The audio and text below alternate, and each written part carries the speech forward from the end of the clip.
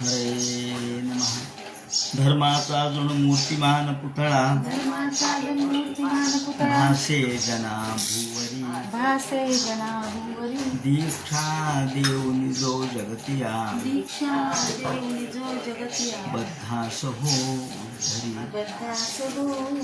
वाणीने वदता भागवती कथा व्यासापती भासला तो. नारद निघून गेल्यानंतर व्यास महर्षींनी शम्याप्रास नावाच्या आश्रमामध्ये ही भागवती संहिता केली आणि ती आपल्या होतं. आणि दुसरा अर्थ असा की आता शास्त्राभ्यासाची गरज नव्हती, सगळे शास्त्र अभ्यासलेले होते म्हणून निर्ग्रंथ. आणि असे हे शुकाचार्य महाराज कुर्वंत्य हैतुकी भक्ती, अहेतुकी भक्ती करणारे, हेतुरहित भक्ती. हेतू म्हणजे हेतू शब्दाचा अर्थ स्वर्ग मोक्ष इत्यादी. तेव्हा मोक्षाची देखील ज्यांना इच्छा नाही, मोक्षाच्या मुक्तीच्या सुद्धा मनामध्ये इच्छा नसणारे, अपेक्षा नसणारे आणि जीवनमुक्त अवस्थेमध्ये राहणारे हे शुकाचार्य होते. आणि म्हणून अहेतुकी भक्ती, हेतुरहित भक्ती करणारे. हेतुविद्या म्हणजे कोणती? घटपटादी विद्या म्हणजे हेतुविद्या. मग वेगवेगळ्या प्रकारचे शास्त्र याला हेतुविद्या असं म्हणतात. वेद आहेत, उपनिषद आहेत, भाष्य आहेत, पुराण. विद्येच्या पलीकडे जाऊन अनुभव संपन्नता ज्यांना प्राप्त झाली असे शुकाचार्य महाराज इत्थंभूत गुणो हरी. इत्थंभूत म्हणजे भगवंताच्या गुणांमध्ये परिपूर्ण. आणि मग असे शुकाचार्य जे कोणत्याही प्रकारच्या व्याख्यानापासून परावृत्त होते, म्हणजे कुठेही बोलत नव्हते, कुठेही भाषण करत नव्हते, कुठेही संवाद करत नव्हते, कुठेही व्याख्यान देत नव्हते. ते म्हणतात व्याख्यानादी प्रसंगे न तत्संगती काम इति भावा. कुठल्याही व्याख्यानाला जायचं नाही आणि कुठेही व्याख्यानच द्यायचं नाही. परावृत्त राहून, समाजापासून दूर राहून. मग असं असताना सुद्धा अशा शुकाचार्य महाराजांनी व्याख्यान कसं काय दिलं भागवतावर, भागवत कसं केलं, या परीक्षितेला कसं काय सांगितलं. एतेन तस्य पुत्रो महायोग इत्यादी शुकस्य व्याख्याने प्रवृत्ती कथमिती. जे प्रवृत्तीच्या पलीकडे गेले, निवृत्ती निरत मुनी, जे निवृत्ती निरत आहेत असे सुद्धा प्रवृत्तीमध्ये कसे काय आले. व्याख्यान द्यायला सुद्धा प्रवृत्ती लागते ना. जो निवृत्त आहे, सगळ्यापासून, सगळ्या समाजापासून दूर आहे, तो म्हणतो मला कोणाची गरज नाही, मी कुठेही जाणार नाही, मला व्याख्यान द्यायची, प्रसिद्धीची अपेक्षा नाही. पण तरी सुद्धा मग अशा वृत्तीचे असताना त्यांनी प्रवृत्ती व्याख्यानाची कशी काय त्यांना झाली. व्याख्याने प्रवृत्ती कथमिती यात पृष्ठस्तस्य उत्तम.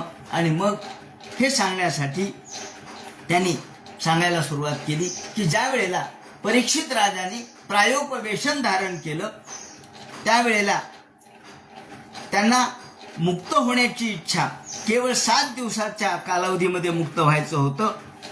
त्यावेळेला शुकाचार्य महाराज योगायोगाने तिथं आले आणि परीक्षिताने प्रार्थना केल्यामुळं त्यांचा उद्धार केला. आता हा कसा केला हे सांगण्यासाठी कुठून सुरुवात केली त्यांनी. यदा मृधे कौरव सृंजयानाम वीरेश्वथो वीर गतिम गतेषु. आता सुरुवात केली खऱ्या भागवताला. आतापर्यंत सगळी प्रस्तावना झाली, आता भागवताला सुरुवात झाली. ते म्हणतात ज्या वेळेला यदा मृधे कौरव सृंजयानाम, त्या ठिकाणी सृंजय शब्द वापरलाय. सृंजय म्हणजे संजय नव्हे, सृंजय म्हणजे पांडवाच्या बाजूने लढणारा सेनापती जो दृष्टोद्युम्न होता. तो सृंजय कुळातला होता. दृष्टोद्युम्न हा सेनापती पांडवाचा, आणि तोच सृंजय कुळातला असल्यामुळं ज्या वेळेला कौरव आणि पांडव, इथं पांडवाचा उल्लेख न करता पांडव सैन्याचा जो मुख्य आहे त्याचा उल्लेख केलाय. यदा मृधे कौरव सृंजयानाम, ज्या वेळेला कौरव पांडवांचं युद्ध समाप्त झालं, सगळे कौरव ठार झाले, 18 दिवसांचं युद्ध झालं आणि सगळे कौरव वीरगतीला पोहोचले. त्यावेळेला फक्त एक शिल्लक राहिला होता, दुर्योधन. शेवटी या दुर्योधनाला वृकोदरा विद्ध गदा भीमर्ष या दुर्योधनाबरोबर भीमाचं युद्ध झालं आणि भीमाने केलेल्या प्रतिज्ञेप्रमाणे त्यांनी दुर्योधनाची मांडी आपल्या गदेने फोडली आणि त्याचं गरम गरम रक्त प्राशन केलं. त्या गरम रक्ताने द्रौपदीला स्नान घालायचं होतं. ती म्हणली होती, तोपर्यंत मी माझी वेणी बांधणार नाही, तोपर्यंत मी माझे केस मोकळे ठेवीन, जोपर्यंत दुर्योधनाचं रक्त माझ्या डोक्याला लागत नाही, माझ्या डोक्याला माखलं जात नाही. आणि म्हणून दुर्योधनाची मांडी, ज्या मांडीवर, मांडीच कशामुळे फोडली ते म्हणतात, ज्या मांडीवर ते हात ठेवून हे द्रौपदी माझ्या इथे बस म्हणून त्यांनी मांडीला हात लावला, त्या मांडीला वरती त्यांनी प्रहार केला. बलराम दादाने सांगितलं हे योग्य नाही, पण कृष्णाने सांगितलं, दादा आता तुमचं काम संपलं, तुम्ही जा, तीर्थयात्रा करून आलात, आता बसा. या ठिकाणी युद्ध समाप्त झालंय, पण दुर्योधन मेल्याशिवाय परिपूर्ण युद्धाला समाप्ती होणार नाही. म्हणून वृकोद दराविद्ध गदाभिमर्श भग्नो रुदंडे धृतराष्ट्रपुत्रे याप्रमाणे आता मांडीवर गदा मारली आणि मृत्यूपंथाला लागला दुर्योधन. बस झालं, हे सगळे निघून आले. भीमाला आनंद वाटला, तो विकटहास्य करून नाचला. बस सगळे कौरव समाप्त झाले आणि आनंदाने सगळ्यांनी या आपल्या शिबिरामध्ये प्रवेश केला. इकडे दुर्योधन हा विव्हळत पडला आणि त्याचा मित्र अश्वत्थामा जवळ आला. अश्वत्थामा हा शेवटचा सेनापती दुर्योधनाचा. तो आला आणि तो काय म्हणतो, हे दुर्योधना, तू माझा सन्मित्र आहेस, तू काही काळजी करू नकोस. जरी पांडवांनी आपला पराजय केला, तुला त्या ठिकाणी ठार मारण्याचा प्रयत्न केला, सगळे कौरव समाप्त केले, 99 कौरव समाप्त केले आणि आता तुलाही मृत्यूपंथाला पाठवलं, तरी तू काळजी करू नकोस, मी याचा बदला घेणार. ते म्हणतात, भरतो प्रियम द्रौणीरितिस्म. भरतो प्रियम, आपल्या मित्राचं प्रिय करण्यासाठी त्यांनी अशी प्रतिज्ञा केली. तो म्हणे, काय करणार आहेस तू, असं म्हटल्यानंतर त्यांनी असं सांगितलं म्हणे की वरती एक झाडावरती एक दिवाभीत बसलं होतं, घुबड दिवाभीत बसलेलं होतं आणि यांनी त्या दिवाभीतानी कुठले तरी पक्षी मारून आणले आणि रात्रीच्या वेळेला या दिवाभीताने पक्षी मारले, हे त्यांनी दाखवलं. हे पहा, एवढंच दाखवलं. त्याचा अर्थ दुर्योधनाला कळला नाही हा काय करणार आहे, पण आपल्या मित्राचं कल्याण करण्यासाठी, हे दुर्योधना तू काळजी करू नकोस, तू जरी स्वर्गवासी झालास तरी स्वर्गामध्ये तू हसशील, असं कृत्य मी करील. काय करील ते म्हणतात, कृष्णासुतानाम स्वपतिम शरामसी. रात्रीच हा अश्वत्थामा त्या शिबिरामध्ये गेला. शिबिर म्हणजे त्या ठिकाणी युद्धभूमीवरती काही राहण्याची व्यवस्था केलेली असते. त्या ठिकाणी हे सगळेजण झोपले होते. आता युद्ध समाप्त झालं, भय समाप्त झालं, निर्भय अवस्थेत सगळे झोपले होते. द्रौपदी झोपली होती, त्याप्रमाणे पांडव सगळे झोपले होते. पांडवाचे पुत्र, द्रौपदीला प्रत्येक पांडवापासून एक एक पुत्र झालेला होता, ते सगळे झोपलेले होते. आणि या वेळेला रात्रीच हा अश्वत्थामा त्या शिबिरामध्ये गेला आणि आपल्या तलवारीने सगळ्यांचे मुंडके कापले. त्या 5 पांडवांच्या पुत्राचे मुंडके कापले आणि हे सगळे मुंडके घेऊन तो दुर्योधनाकडे आला. हे बा दुर्योधना, हे मी काय केलंय, उपाहरत विप्रियमेव तस्य, तुझ्यासाठी काय आणलंय बघ. त्याने पाहिलं, अरे द्रौपदीचे 5 मुलं त्याने मारून आणले. आपल्याला वाटतं दुर्योधन वाईट आहे, दुर्योधन, पण इथे शब्द भागवतकारांनी वापरलाय. व्यास महर्षी हे किती संतुलित आहे हे मला सांगायचे. दुर्योधन वाईट आहे हे खरंय, पण शेवटच्या क्षणी दुर्योधनात बदल झालाय.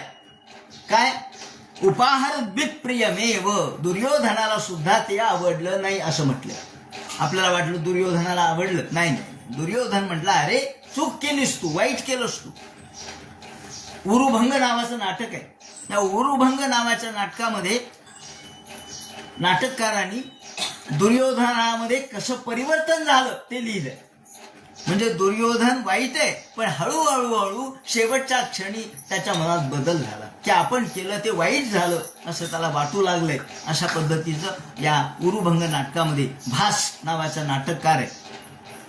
त्या नाटककारांनी दुर्योधनाच्या मधील चांगुलपणाचं विवरण केलेलं आहे. असो, व्यास महर्षी सुद्धा तितक्याच संतुलित पद्धतीने लिहितात. उपाहारद्भित प्रियमेव तस्य, त्यांना आवडलं नाही, दुर्योधनाला आवडलं नाही. ते म्हणतात इत्येवं प्रियस्यादि आपल्या विप्रियत्वे हेतु जुगुप्स मिती. भागवतकाराच्या टीकाकाराने सुद्धा शब्द असा वापरलाय की विप्रियत्वे हेतु जुगुप्सते मिती.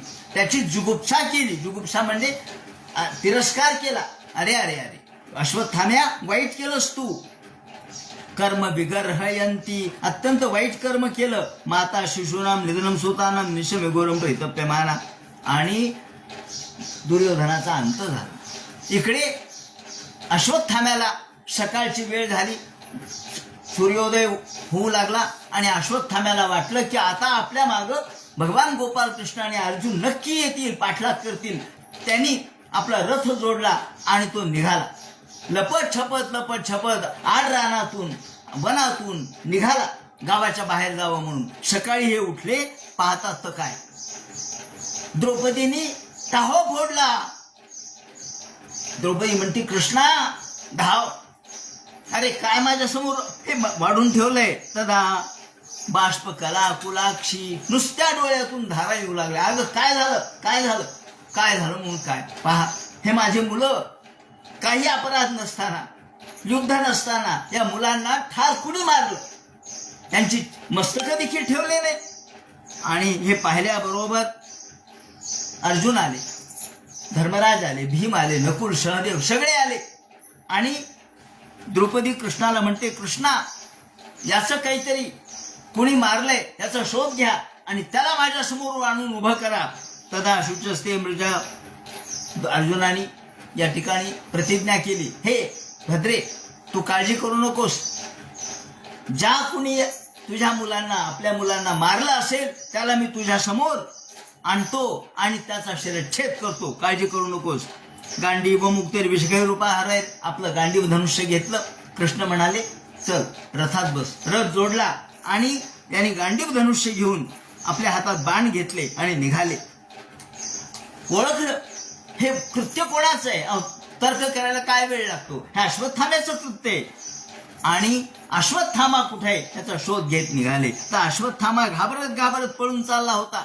तो त्या राना वनात, त्याचप्रमाणे वेगवेगळ्या उपवनामधून, आड रानामधून पळत असताना अनवा द्रवत वंशित उग्रधनवा, तो पळत आणि इकडे रथामध्ये बसून भगवान गोपाल कृष्ण आणि अर्जुन दोघे निघाले आणि आपल्या ज्याने कुणी याचा वध केलाय त्याचा शोध घेण्यासाठी. तमापतम विलक्ष दूरा, दूरून पाहिला, अरे पलीकडे कोणाचा रथ पळतोय.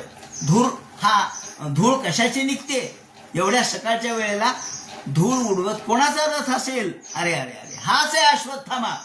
असं म्हणून मागे पाहिलं अश्वत्थाम्याने, अर्जुन मागेच आहे, हा पुढे पळतोय. पराद्रवत प्राण परिसुरुर्व्याम, आपल्या प्राण वाचवण्यासाठी तो पुढे पळतोय आणि अर्जुन त्याच्या मागे या रथाच्या द्वारे धावतोय. अशा पद्धतीने यावत भयम रुद्र भयात यथार्कः. आता या ठिकाणी यथार्कः असा एक शब्द आहे आणि यथाकः असाही शब्द आहे. दोन्ही वेगवेगळ्या प्रतिमध्ये वेगवेगळं विवरण केलेलं आहे. ते म्हणतात पराद्रवत प्राण परिसुरुर्व्याम, प्राण वाचवण्यासाठी हा पळू लागला. कसा ते म्हणतात रुद्रम भयात यथार्कः. ज्या वेळेला हा विद्युन्मानी नावाचा एक भक्त होता, महादेवाचा भक्त विद्युन्मानी, त्याच्या भक्तीवर प्रसन्न होऊन महादेवाने त्याला एक सोन्याचं विमान दिलं होतं. आणि हे सोन्याचं विमान तो आकाशामध्ये घेऊन फिरायचा. सूर्यापेक्षा तेजस्वी होता. सूर्य जर या ठिकाणी या बाजूला असेल या गोलार्धात, तो पलीकडच्या गोलार्धात जायचा, तिकडे उजेड पाडायचा. जिकडे सूर्य नाही तिकडे हा जात होता आणि सगळीकडे उजेड पाडत होता. सूर्याला वाटलं अरे आपलं महत्व कमी होईल, म्हणून सूर्याने आपल्या तेजाने त्याचं विमान जाळून टाकलं. त्याचं विमान जाळून टाकल्याबरोबर महादेवाला राग आला. का रे म्हणले, माझ्या भक्ताचं विमान तू जाळून टाकलं.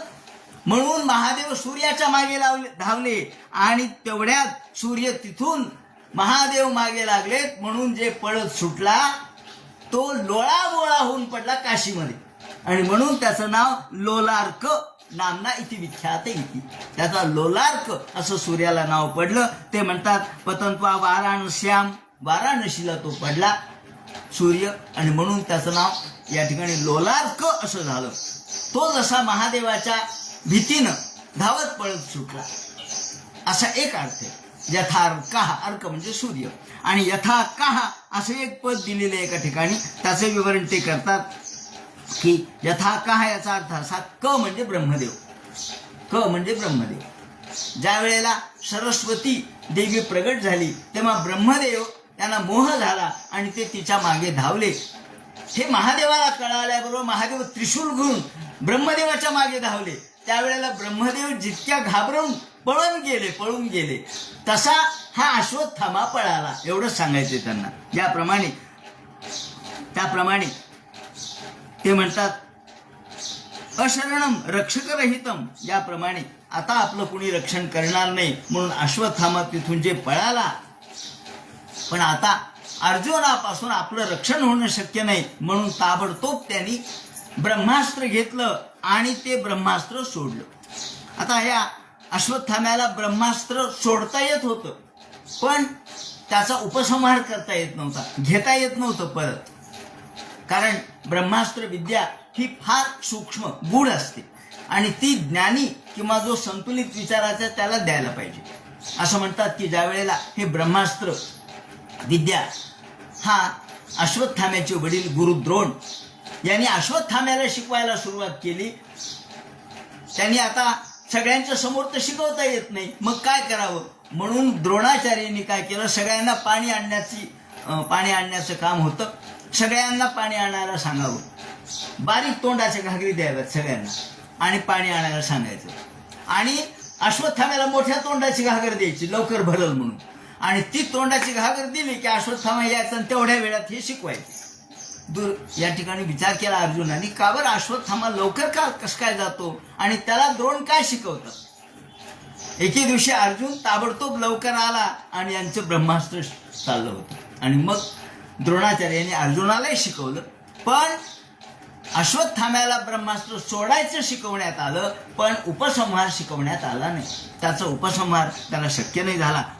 अथोपस्पृश्य सलिलम, त्यांनी हे भगवंताच्या केवळ कृपेमुळेच ब्रह्मास्त्राचं उपसंहार शक्य होतो. पण अश्वत्थाम्याला टाकायचं तेवढं माहीत होतं, त्यांनी ब्रह्मास्त्र टाकलं. अजानन उपसंहारम प्राण कृष्ण उपस्थिते, आणि ब्रह्मास्त्र टाकल्याबरोबर सगळीकडे आग सुरू झाली, सगळ्या बाजूनी आग लागली, संपूर्ण ब्रह्मांड जळतंय की काय अशी अवस्था निर्माण झाली. आणि हे पाहता क्षणीच कृष्णाने अर्जुनाला सांगितलं, अर्जुना अरे हे ब्रह्मास्त्र आहे, मग सगळं विश्व जळेल. या ब्रह्मास्त्रावरती दुसरा उपाय म्हणजे ब्रह्मास्त्रच आहे.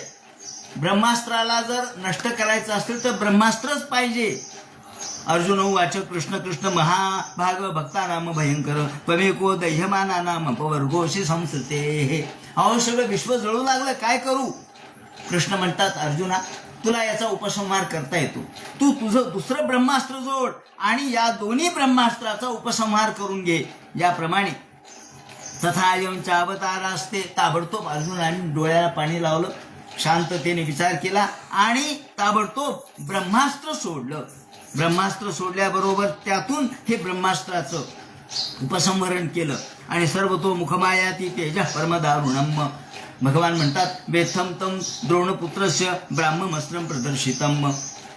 ब्राह्मम ब्रह्माय संदध, हे ब्रह्मास्त्राला ब्रह्मास्त्रच फक्त जोड, त्याच्याशिवाय आता आपल्याला दुसरा उपाय नाही.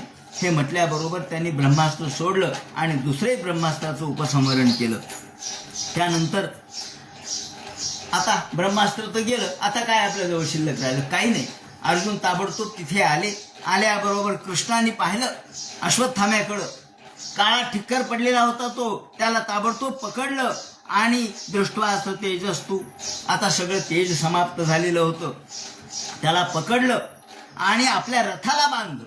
कसं बांधलं तर ते म्हणतात पशुम रशनया यथा, ज्याप्रमाणे एखादा पशु आपण बांधतो, दोरीनं बांधतो, त्याप्रमाणे याला दोरीनं रथाच्या खांबाला बांधलं आणि शिबिरामध्ये आणलं. शिबिराय निन्याशंतम, शिबिरात आणल्याबरोबर सगळे वाटच पाहत होते, कोण आहे हा हंतारा, कोण आहे हा हंतक, कोण आहे असं वाईट कृत्य करणारा कोण आहे हे बघा पाहत होते. तेवढ्यात हा आल्याबरोबर पाहिलं अश्वत्थामा आहे.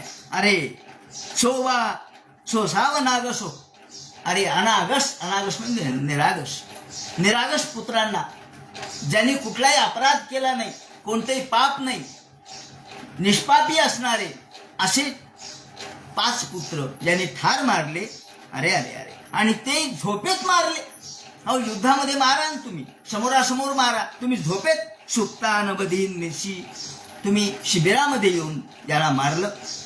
तर अशा माणसाला एकच मत्तम प्रमुत्तम उन्मत्तम सुप्तम बालम स्त्रियम जडम प्रपन्नम विरथम भीतम नरिपुम हंती धर्मवित, ते म्हणतात खरं म्हणजे काही मारण्याचे नियम आहेत. कुणी कसं, युद्धामध्ये एक नियम असतो, युद्ध जरी असलं तरी नियम आहे, धर्म आहे. मत्तम प्रमुत्तम उन्मत्तम, जो दारू पिलेला आहे त्याला मारू नये. दारूच पिलाय, शेवटी त्याला काही डोकं आहे का, त्याची मेंदूच जागेवर नाही, मग काय करायचंय. सुप्तम, जे झोपले त्याला मारू नये. उन्मत्त आहे त्याला मारू नये. लहान मुलगा आहे त्याला मारू नये. स्त्री आहेत त्यांना मारू नये. जड आहे, जड म्हणजे ज्याला आपण डोकं बधीर असलेला वेडा, त्यालाही मारू नये. प्रपन्नम, शरण आलाय त्याला मारू नये. विरथम, रथापासून बाजूला गेलेला आहे, रथ नाहीये, पायी चालतोय, त्याला मारू नये. आणि भीतम, घाबरलेला आहे त्याला मारू नये. न रिपुम, जरी तो शत्रू असला तरी सुद्धा धर्मवित, हे धर्माने मान्य नाही. न रिपुम हंती धर्मवित, असा धर्म आहे. मग आता असा असताना सुद्धा यांनी झोपलेल्या मुलांना मारलं, म्हणजे यांनी धर्माचा कुठेही विचार केला नाही, अधर्म कृत्य केलं. काय करावं, स्वप्राणान्य परप्राणी. आणि ज्यांनी हे मारलं तो अश्वत्थामा गुरुपुत्र जरी असला तरी हा खरं म्हणजे गुरुपुत्र ब्राह्मण जरी असला तरी सुद्धा हा खरं म्हणजे त्यांच्या कुळाला कलंक आहे. स्वप्राणान्य परप्राणे प्रपुष्णाते खल खला, हा तो खल आहे, दुष्ट आहे. आणि असा दुष्ट असलेला तो खरं म्हणजे आतताई, हा आतताई आहे. आतताई म्हणजे आजकालच्या भाषेमध्ये सांगायचं झालं तर जे राष्ट्रविरोधी कृत्य करतात त्यांना आपण आतताई म्हणतो. राष्ट्रविरोधी कृत्य करणारे ते आतताई, त्यांना दंडच योग्य आहे. यावेळेला श्रीकृष्णाला विचारलं, कृष्णा काय करावं, याचं उत्तर द्या. आता हा तर अश्वत्थामा आहे, गुरुपुत्र आहे, मग काय दंड द्यावा याला सांगा. याला एकच दंड दिला पाहिजे, ते म्हणजे याला ठार मारलं पाहिजे. आहरिषे शिरस्तस्य ते मानिनी पुत्र, हा याचा शिरच्छेद केला पाहिजे. कारण हा आतताई वधार हणा, हा आतताई आहे. आतताई म्हणजे काय, आतताईपणा करणे असा आपण शब्द वापरतो. हा आतताई जो आहे तो अग्निद म्हणजे जो घर जाळतो, गरद जो विष देतो, शस्त्रपाणी ज्याच्या हातामध्ये शस्त्र आहे, जो दुसऱ्याचं धन हरण करतो, त्याचप्रमाणे क्षेत्र जो दुसऱ्याचं जमीन जुमला हरण करतो, दार जो दुसऱ्याच्या बायका हरण करतो. आणि असे जे 6 दोष आहेत म्हणून अग्निद, गरद, शस्त्रपाणी, धन हरण करणारा, क्षेत्रद आणि दारा हरण करणारा, हे 6 दोषी लोकांना आतताई असं म्हणतात. आणि अशा मध्ये हा बसतो, त्यामुळे हा मारण्यास योग्य आहे. असं ऐकल्यानंतर सगळेजण शांत बसले. आता काय करावं, यावेळेला सगळेजण उभे राहिले. अर्जुनाला कृष्ण म्हणतात, अर्जुना याला मार, आणि मारूही नको, हा? तू आतताई याला मारणंच योग्य आहे असं म्हणतोस, हो, पण हा गुरुपुत्र आहे, गुरुचा पुत्र ब्राह्मण आहे, त्याला मारावं का सांगा? ब्राह्मणाला मारू नये, ब्राह्मणाचा दैहिक अंत सांगितलेला नाहीये, मग काय करावं? अहो, मुच्छता मुच्छता मेष. तेवढ्यात द्रौपदी पुढे आली. द्रौपदीनी त्यांच्याकडे पाहिल्याबरोबर द्रौपदी पहिल्यांदा काय म्हणते? स्त्री काय असते, आई काय असते, आईचं हृदय काय असतं, हे याच्यातून व्यास महर्षींनी सांगितलंय.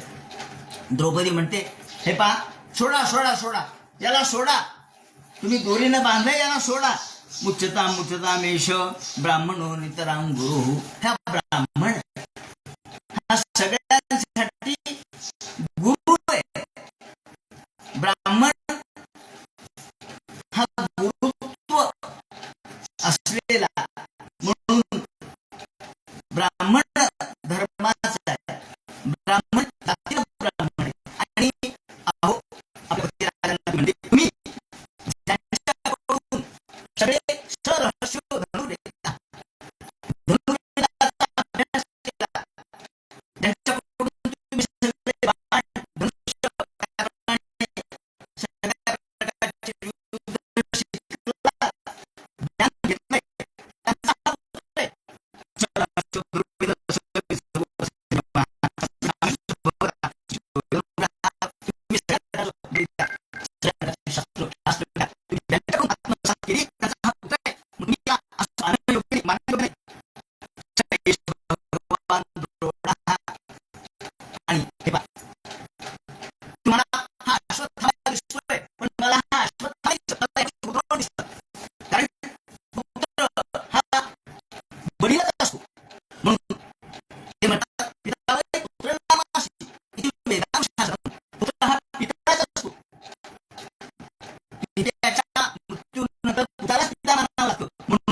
भगवान द्रोण हा प्रत्यक्ष भगवान द्रोण आहे. प्रजारूपेण वर्तते, त्यांच्या प्रजारूपाने, पुत्र रूपाने द्रोणच आपल्या समोर येतात असं तुम्ही समजा, आणि तुम्ही तुमच्या गुरूंना अशा पद्धतीने मारणार का? भगवान द्रोण प्रजारूपेण वर्तते. तशा पत्नी असते. दुसरी गोष्ट अशी की त्यांची पत्नी जिवंत आहे, त्यांची पत्नी कृती ती जिवंत आहे. तिच्या मुलाला मारल्यानंतर तिला काय दुःख होईल? अहो, माझे 5 मुलं मारले तेव्हा मला जे दुःख झालं ते माझ्या त्या कृतीला होऊ नये. द्रोणाची पत्नी जिवंत आहे, त्या द्रोण पत्नीला पती विरह झालाच आहे, पण पुत्र विरह होऊ नये आणि त्यांच्या मनाला कुठल्याही प्रकारचं पुत्र विरहाचं दुःख होऊ नये. तसे मनोधर्म पत्नी असते. ही कृपी प्रत्यक्ष भगवान द्रोणाची पत्नी आहे. आणि अशी ती गुरुरूपाने, अहो, तुमची ती गुरुमाय आहे, आणि अशा गुरुमायेला तुम्ही वेदना नका. तिच्या पुत्राला मारून, अहो, पुत्र मेल्याचं, पुत्राच्या मृत्यूचं काय दुःख असतं ते मी आता भोगते. हे दुःख तिला मिळू नये. धर्मज्ञ महाभाग भगवत दीर्घवर्मकुलम. आणि म्हणून मी तुम्हाला विनंती करते, याला सोडा, याला सोडून द्या, काही शिक्षा करू नका. आतापर्यंत उर पडवीत होती, पण जेव्हा विश्वा याकडे पाहिलं, त्या मारणारा प्रत्यक्ष अश्वत्थामा गुरुपुत्र आहे, तेव्हा मात्र तिचं मन बदललं. आणि ते आपल्याला पूज्य काहीतरी असलं तरी ते परम पूज्य आहेत असं म्हटल्यानंतर जननी गौतमी पत्नी देवता, तिला दुःख होऊ नये. ही पत्नी देवता आहे गौतमी, ही प्रत्यक्ष प्रतिनिष्ठ होती, आणि अशा पतिव्रत असलेला अशा पद्धतीने पुत्र मृत्यूचं दुःख देणं आपल्यासाठी पाप. मी असं पुत्र मृत्यूचं दुःख भोगते, तसं तिला दुःख भोगता येऊ नये. एक कोटीतम ब्रह्मकुलम. आणि आणखी एक गोष्ट अशी की आपल्यावरती किती संकट आले, अजून काय शिल्लक आहे, आणि यांना मारून आपण पुन्हा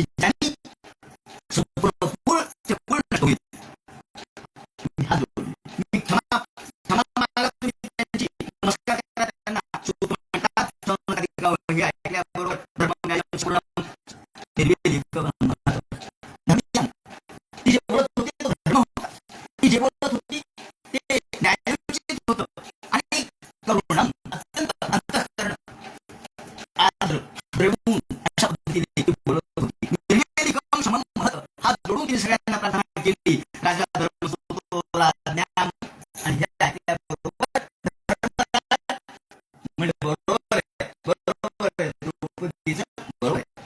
कारण ते स्वतः धर्म नाही होते, त्यामुळे त्यांना योग्य वाटलं.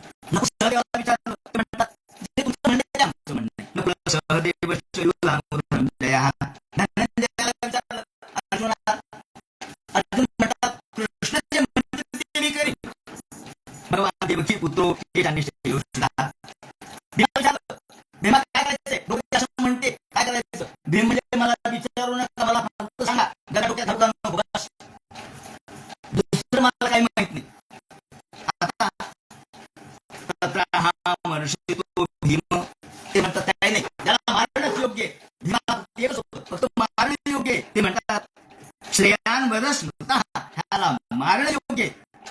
जरी द्रौपदी काही म्हटली तरी ते मला पटत नाही. न भरतुरा नात्मन साधो हे काही योग्य नाही. ज्यांनी मुलांना मारलं, निर्प्रासणाऱ्या पुत्रांचा वध केला तो मारण्यास योग्य आहे. हे ऐकल्याबरोबर श्रीकृष्ण हसन्य ते म्हणतात आता आता काय करायचं, काय करावं. श्री भगवान वाचो ब्रह्मबंधुर्नव्य ब्रह्मबंधू द्रौपदी म्हणते ते बरोबर आहे. ब्रह्मबंधू आहे हा मानणं योग्य नाही. हा ब्रह्मबंधू असल्यामुळे, हा तुमच्या गुरुचा पुत्र असल्यामुळे त्याला मानणं योग्य नाही. पण हा आतताई आहे, त्यामुळं वधार हा आतताई असल्यामुळं मानच योग्य आहे. अरे कृष्ण हे काहीतरी सांग.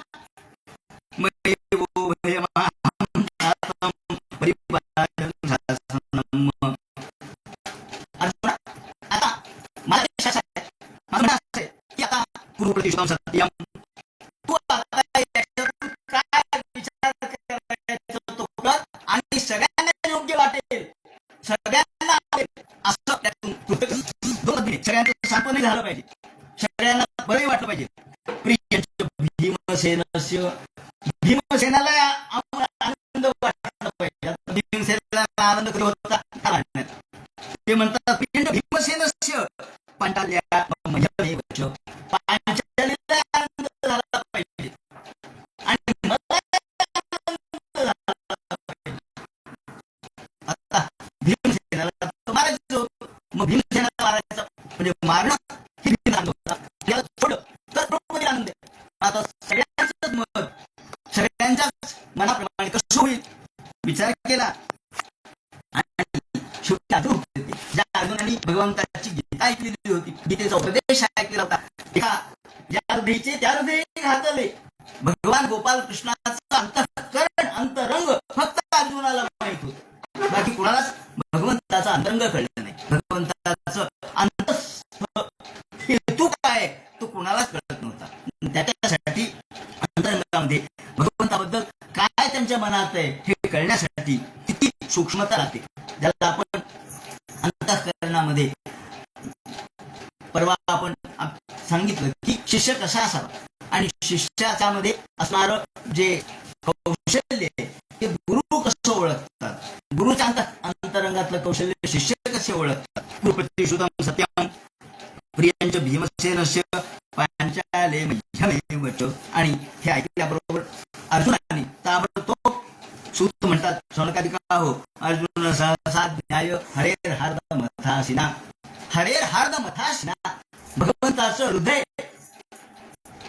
मथासिना, जसं आपण हे ताक घुसळतो आणि त्याच्यातून लोणी काढतो त्याप्रमाणे त्यांनी घुसळलं. कोणाचं काय मत आहे, कोणाचं काय मत आहे, कोणाला काय योग्य वाटेल आणि भगवंताचं काय मत आहे यांचं हृदगत काय ते जाणवलं, ते जाणून घेतलं आणि जसं लोणी काढावं त्याप्रमाणे त्या जहार मूर्धन्यम बिजस्य सहमूर्धन्यम ताबडतोब हातात तलवार घेतली. त्याला शेतकरीला असं वाटलं, पण त्यांनी भगवंताच्या मनाचा बरोबर ठाव लक्षात घेतला आणि त्याच्या डोक्यावर असलेला अत्यंत तेजस्वी जन्मतःच असलेला मणी ताबडतोब कापला. मणी कापल्याबरोबर खळबळ रक्त सगळं त्याच्या डोक्यामधून निघालं.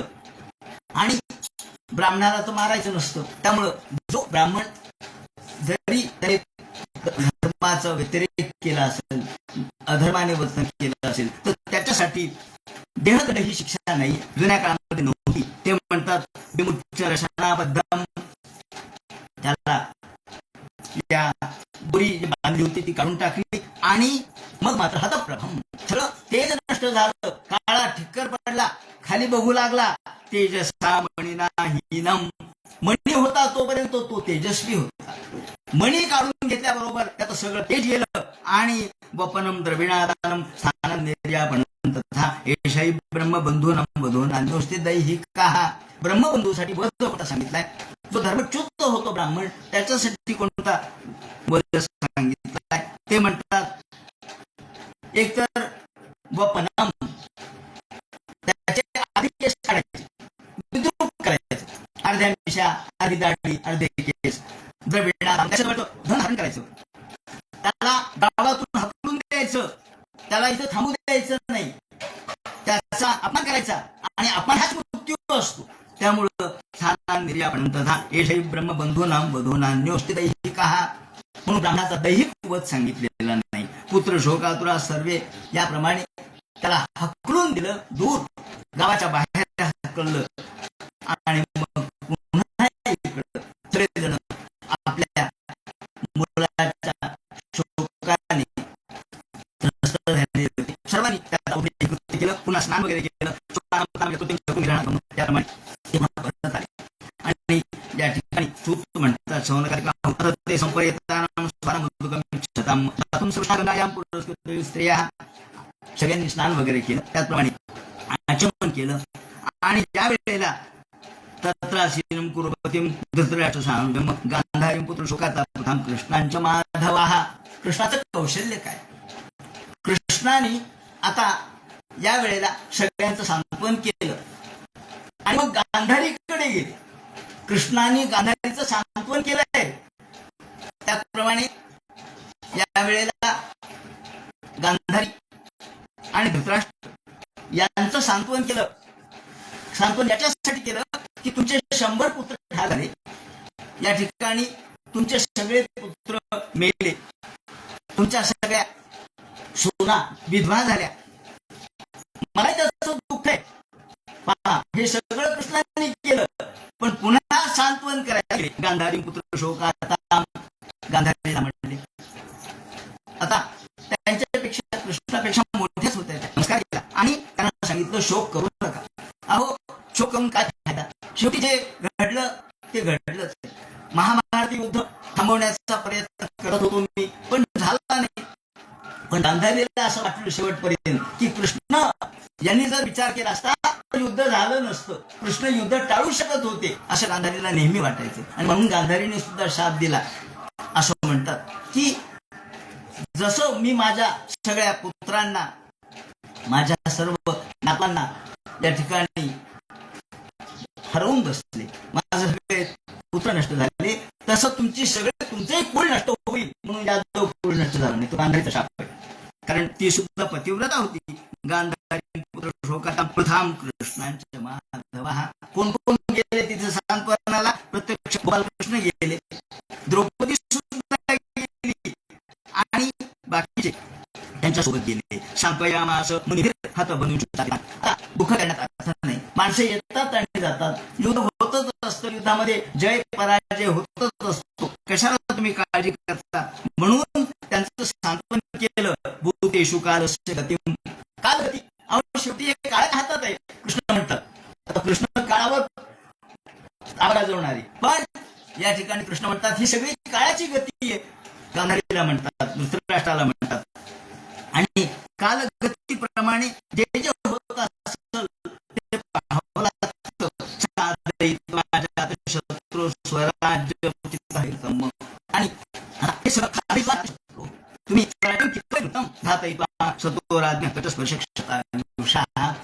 या ठिकाणी यावर टीका म्हणजे भाष्य करताना व्यास महर्षींनी आपली स्वतःची मल्लीनाथी केलेली आहे. ते म्हणतात ज्यांनी घातयित्वा सतोराज्ञा, कृष्ण असं म्हणतात हे धृतराष्ट्रा, एवढं जे सगळं महाभारत झालं ना ते केवळ एका गोष्टीमुळे झालं. काय, कटस्पर्श क्षतायुषा. तुम्हाला वाटत असेल माझे पुत्र आज मेले, नाही, ते त्याच वेळेस मेले. कोणत्या वेळेला? ज्या क्षणी त्यांनी द्रौपदीच्या वस्त्राला हात घातला, ज्या क्षणी त्यांनी द्रौपदीच्या केसांना हात घातला, त्या क्षणी त्यांचं आयुष्य संपलं. कृष्ण सांगतात, ते म्हणतात कटस्पर्श क्षतायुषा. ज्या वेळेला तुमच्या द्रौपदीच्या केसांना हात घातला तुमच्या मुलांनी, त्याच वेळेला त्यांचा मृत्यू झालाय. फक्त ते जगल्यानंतर, पण मृत्यू त्याच वेळेला झाला. म्हणजे मृत्यू पक्का झाला, ठरला की आता हे जगणं योग्य नाही, हे मरणारच. घातही तो राज्ञा हा. याप्रमाणे हे दुर्योधनादी द्रौपद्या. आणि तुम्ही तुमच्या मुलांनी जे राज्य घेतलं ना, खोटेपणाने घेतलं. कृष्ण सांगतात युद्ध झालं नसतं, युद्ध झालं नसतं. कितवय वृत्तम. कितव कैतव म्हणजे खोटेपणा, फसवेगिरी. या ठिकाणी तुम्ही फसवलं, अगदी शेवटच्या क्षणापर्यंत हे फसवतच राहिले आणि राज्य आपल्याकडे घेतलं. ते म्हणतात द्रौपद्या कशग्रहणा क्षतम नष्टमायुष्यते ना. त्याप्रमाणे ते म्हणतात की कितवै दुर्योधनादिभी द्रौपद्या.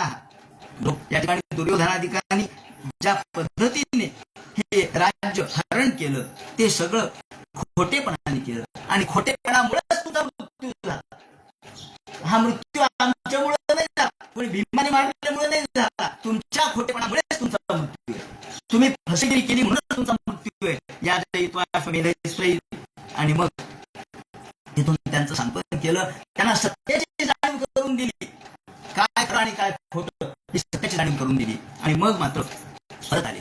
परत आल्यानंतर युधिष्ठिराने विचारलं, महाराज काय म्हणजे युधिष्ठिरा, तुझ्या मनामध्ये दुःख कशामुळे? ते म्हणतात हे सगळं मिळालं या जयित्वाश्वमेधस्त्रैः, पण मला असं वाटतं की आपण एवढं मोठं राज्य मिळवलं, हजारो लोक मिळले, त्याच्यावर काही प्रायश्चित्त. ते म्हणे काय नाही, प्रायश्चित्त करायचं असेल तर अश्वमेध यज्ञ. 3 अश्वमेध यज्ञ युधिष्ठिराकडून करून घेतले. उत्तम कल्पकैः. आता हे अश्वमेध यज्ञ एवढा मोठा युद्ध झालेलं होतं. त्यावेळेला सुद्धा किती बारीक राजकारणाचे विचार आहे. युद्ध म्हटलं की पैसा खर्च होतो, एवढं युद्ध झालं, एवढा पैसा खर्च झाला, मग अश्वमेध यज्ञ करायला पैसा कुठं राहिला? ते म्हणतात हो पैसा राहिला नाही, हे खरंय, पण मग श्रीकृष्णाने एक युक्ती सांगितली. ते म्हणले आपल्याला यज्ञासाठी पैसा पाहिजे आणि आपल्या कोशामध्ये पैसा नाही, दुर्योधनाने संपून टाकला सगळा. मग काय करायचं? ते म्हणाले की पूर्वी मरुताने यज्ञ केले होते, त्याचं वर्णन आपल्याला या मंत्राक्षरामध्ये मिळतं. मरुत हा जो मरुत होता त्यांनी यज्ञ केले होते आणि त्यावेळेला त्यांनी सोन्याचे पात्र त्या ठिकाणी वापरले, पण ते कुणीही नेले नाही. त्यावेळेला मरुताने यज्ञ केला आणि सोन्याचे पात्र अजून तसेच पडू नये. कृष्ण म्हणले जा तेवढे घेऊन या. सोन्याचे पात्र त्या मरुताने केलेल्या यज्ञात सगळे घेऊन आले आणि त्यांनी हा अश्वमेध यज्ञ परिपूर्ण केले. ते म्हणतात श्रीकृष्णाचं कौशल्य काय, कुठून संपत्ती आणायची, कशी आणायची हे सुद्धा सांगितलं. आणि याप्रमाणे ते म्हणतात श्रीकृष्णाने सांगितल्याप्रमाणे यांनी यज्ञ केले, पण तरी सुद्धा आमंत्र्य पांडुपुत्रांश शनयोद्धव संयुतः वैपायनादिपूजितः गंतुं कृते ब्रह्मद्वारकां समासितः उपलेभे विहरन्ति मुद्रामय विबलाम. आणि आता श्रीकृष्ण बरेच दिवस थांबले आणि कृष्ण म्हणतात पांडवांनो, आता मला वाटतं मी फार दिवस इथं थांबलो, द्वारकेमध्ये लोक माझी वाट पाहत असतील, माझे आई वडील वाट पाहत आहेत, माझे बाकीची आप्त मंडळी वाट पाहत आहेत, मुलं वाट पाहत आहेत, स्त्रिया वाट पाहत आहेत. मला असं वाटतं की आता निघावं म्हटल्याबरोबर श्रीकृष्ण जाणार हे कळल्याबरोबर, श्रीकृष्णाने रथ जुंपलाय हे कळल्याबरोबर गंतुम मती ब्रह्मद्वारकाम रथमास्थितः, रथ सिद्ध केला, उभा केला. कृष्णाचे 4 घोडे त्या ठिकाणी सज्ज झाले आणि उपलेभे विहरन्ति. यावेळेला वैपायन प्रत्यक्ष व्यास महर्षी हे आले होते आणि त्यांची भगवंतांनी पूजा केली.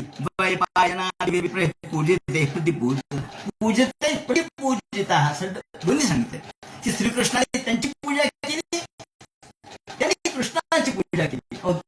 व्यास महर्षी मोठेच होते म्हणून कृष्णाने पूजा केली, आणि कृष्णेश्वर म्हणून व्यास महर्षींनी त्यांची पूजा केली. ते म्हणतात पूजित प्रतिपूजित. याप्रमाणे सर्वांना बोलावलं, उद्धवाला बोलावलं, आणि रथ सिद्ध केल्यानंतर व्यास महर्षींच्या संख्यांची पूजा केली, नमस्कार केला, आणि गंतुम कृतमती ब्रह्म या ठिकाणी याच वेळेला कृष्ण जाणार म्हटल्याबरोबर सगळ्या गावातल्या लोकांची ही गर्दी उठली. आणि निघाले काय कृष्ण, सगळी गर्दी रस्त्यावर आली. आपण जसं पालखीच्या रस्त्यावर येतो आणि पालखी काय लागली सुरू झाली, तसे कृष्णाला मंत्र सुरू झाले, गर्दा सुरू झाला, आणि श्रीकृष्णाला भेटण्यासाठी शेवटची गडबड होते लोकांची. आतापर्यंत काही नाही, पण गावाला चालले त्यारे नमस्काराची गडबड, भेटायची गडबड, हा येतो म्हणायची गडबड, पुन्हा म्हणायची गडबड, आणि या सगळ्या गोंधळामध्ये सगळे जण बाहेर आले.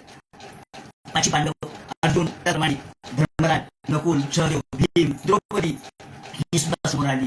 त्याप्रमाणे कुंती देखील समोर आली, आणि सगळ्यांची कृष्णाला निरोप देण्याची घाई सुरू झाली. आणि याच वेळेला उपलेभे विधावंती उत्तराम भयविभलाम, याच क्षणी एवढ्या गर्द्यामध्ये उत्तरा ही गर्भवती होती. ही अभिमन्यूची पत्नी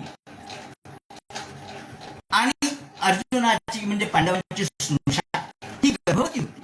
या वेळेला बरोबर हीच वेळ साधी अश्वत्थाम्याने, आणि त्याने पुन्हा ब्रह्मास्त्र टाकलं. हे ब्रह्मास्त्र कोणाला दिसलं नाही, पण फक्त मात्र झाला तिच्या पोटामध्ये. आणि एकदम कृष्ण महाभाव, कृष्णा धावा, पाहि पाहि महायोगी देवदेव जगत होते नान्य यत्र मृत्यू परस्परम. कृष्णा कृष्णा धावा. आता ती एकटीच घरात, बाकी सगळे बाहेर चाललेला, मंत्रघोष चालले, बँड बाहेर चाललेला, कृष्णाला निरोप चाललंय, नमस्कार करणं चाललंय, कोणाचा कोणाला वेळ नाही, इतका गर्दा बाहेर. आणि ही आतमध्ये कृष्णा हिचा आवाज तरी कोणाला झाला, कोणाला आवाज आला नाही. फक्त गोपाल कृष्णाला अंतरंगामध्ये कळालं की काहीतरी दुःख आहे. ही या काय म्हणाली ती म्हणते, पाहि पाहि महायोगी देव देव जगतपते. हे महायोगी, हे भगवंता, देवा लवकरात लवकर मला यातून मुक्त करा. नान्यत्वम दभयम पश्चेत, मला मृत्यू परस्परम. आता माझा मृत्यू जवळपास आलेला आहे, लवकरात लवकर आपण या. अभिद्रवते मामीश शरस्वता विभो. हे भगवंता, माझ्या पोटामध्ये आग पडली, आणि या आगीने आता मी जळते, मी जळू द्या, मी मरू द्या, पण माझा मामो गर्भ निपात्यताम, मामे गर्भो निपात्यताम. परंतु माझा गर्भ पडू नये, मी मेले तरी चालेल, माझा गर्भ वाचवा. असा अत्यंत आर्ततेने हाक भगवंताला दिल्याबरोबर उपधार्य वचस्त्या उपधार्य ऐकू आलं कृष्णाला. अहो न ऐकू याला काय झालं, आपण म्हणतो ना, चितेके बघून पूर बंधे उभी सांगून अगदी मुंगीच्या पायातल्या घुंगराचा आवाज सुद्धा भगवंताला ऐकू येतो. मैचा का नाही येणार, कारण ही तेवढी भगवंताची प्रिय भक्त होती, प्रत्यक्ष अर्जुनाची सून होती. मग अर्जुनाचं रक्षण तर कृष्णाचं ब्रीदच होत, त्यामुळे पांडवांचं रक्षण हे ब्रीद. आणि उपधार्य वचस्त्या भगवान भक्तवत्सला, काय शब्द वापरले, विशेषण काय वापरले, भक्तवत्सला. भक्तासाठी वत्सलतेने धावून येणारा भगवान, त्याने ऐकल्याबरोबर ओळखलं, अरे या हा सगळा जो दुष्ट हेतू आहे तो अश्वत्थाम्याचा आहे.